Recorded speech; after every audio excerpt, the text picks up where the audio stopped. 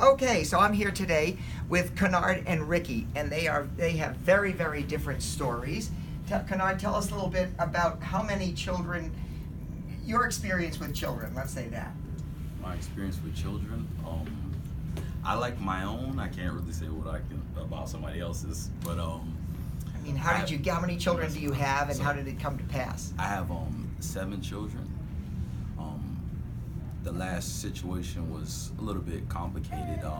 My wife, we had our last child in November, and following that, she had to have 2 emergency surgeries. We had a death in the family, and I saw the pain that she went through after that, and I just felt like I didn't want her to have to go through that again.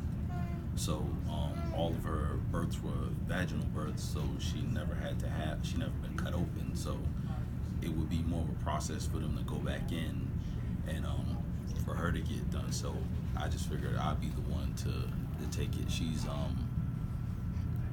birthed a kid, so I figured I'd take responsibility, and the opportunity came up, so I took advantage of it. And how is she doing now? She's doing all right. She has me. And what is her present status?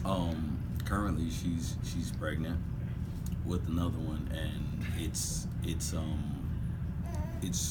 pretty expensive to raise kids, so this would be number 8. And sometimes you have to do what you need to do so it won't continue happening.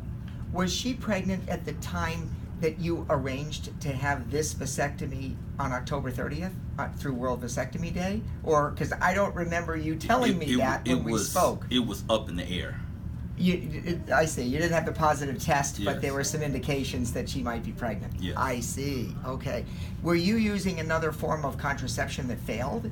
Well, I was using condoms, but kind of on and off, hit or miss. Very typical condom use. Okay. Yeah. All right.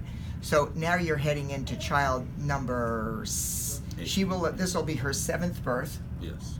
And this will be your 5th biological child. Yes. Something to that effect. Okay. So that's a handful. Well, actually 6. Yeah, it'll be 6. This is your 6th biological child. So in contrast, we have Ricky. Now this is a complete opposite. Ricky, tell us about yourself. My name is Ricky Hooks. I'm currently a graduate student. I have never wanted kids. I think I knew I didn't want kids before I even started thinking about girls. It's that instinct. What's your age now? I'm 27. 27. And that instinct to have kids, whatever it is that drives people to want kids, I've never felt that. But being active, I've used condoms and they've broken. I've had to make Plan B runs. I've had pregnancy scares with a partner, and that was within the first year of having sex. And so with the vasectomy, that gives me control. That gives me the ability to determine when I want to have kids and not feel like I'm flipping a coin every time I'm sexually active. Are you using vasectomy as temporary birth control? No. This is going to be permanent. Okay, but you bought some insurance, I understand. Right. I did submit a sperm sample. I am 27, so at that age, who knows? Maybe I'll meet somebody. Maybe my mind will change. Maybe that instinct will trigger, and boom, hey, I want kids now. So I did bank just in case, and especially considering what it costs to do a reversal. I think banking a sample is much more cost effective. Great. Okay. And how did you learn about the whole World Vasectomy Day process and getting it here through World Vasectomy Day? Because I was actually already scheduled for a vasectomy with Dr. Currington, and I went to the website to see, okay, maybe there's a date I could maybe move up the procedure. Maybe I could reschedule to an earlier date.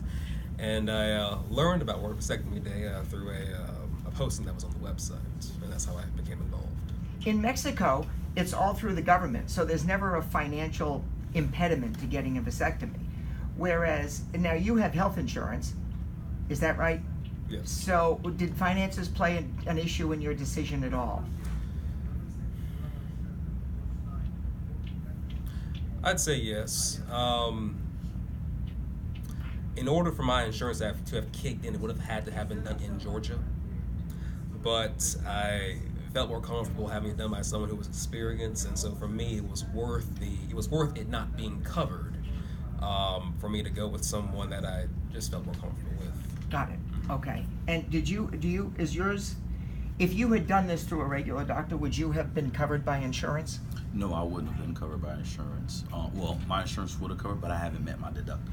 I see. So essentially, I would have paid almost full cost, even with insurance. So finances plays a role. Yes. Which is interesting. It varies from country to country how supportive our financial structure is and how supportive men are. And we've kind of reviewed that a little bit now. Should vasectomy be subject to an insurance deductible, or if you have insurance, should it not be subject to deductible? Because after all, some women's services are not subject. So that's a more involved thing. But I think the take-home message here is that finances in the United States can play a role, an inhibitory role in some men getting a vasectomy, whereas at the headquarters of World Vasectomy Day, I think it's available to everybody, and as it is in some other countries like Canada and other places.